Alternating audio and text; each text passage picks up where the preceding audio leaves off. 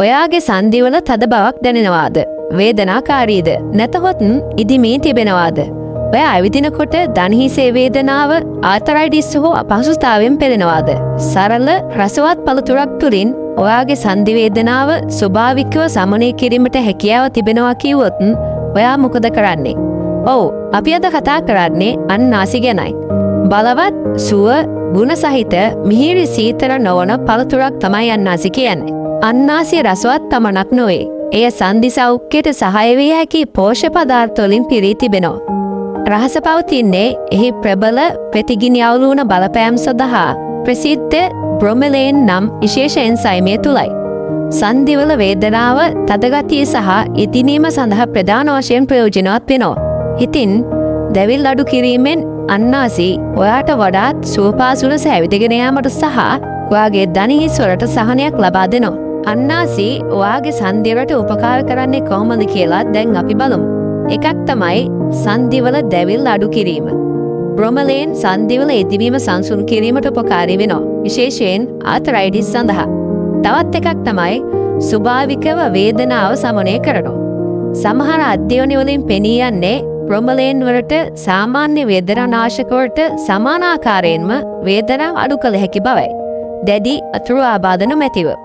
අන්නාසි වලින් ඔයාට ලැබෙන තවත් ප්‍රයෝජනයක් තමයි පටක සුව කිරීමට සහාය වීම.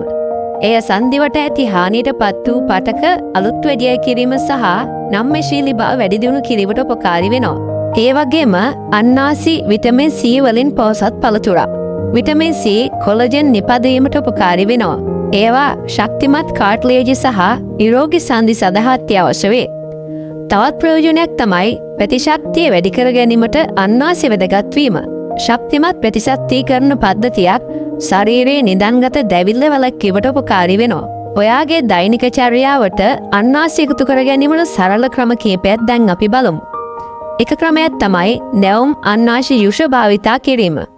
වඩා හොඳ අවශෝෂණයක් සඳහා දිනපතා වීදුරුවක් බොන්න. හිස් බඩට බොනවා නම් වඩාත් හොඳයි. තවත් ක්‍රමයක් තමයි නැවුම් අන්නාසි පෙති ආහාරයට ගැනීම. නැවුම් අන්නාසි බඳුනක් සෞඛ්‍ය සම්පන්න සුළු කෑමක් වූ අතුරුපසක් විය හැකිය. ඊට අමතරව ඔයාට පුළුවන් අන්නාසි ස්මූති භාවිතා කිරීම. අතිරේක ප්‍රතිගිනි අවුලු වන උත්තේජනයක් සඳහා ඉඟුරු සහ කහ සමග අන්නාසි මිශ්‍ර කරන්න.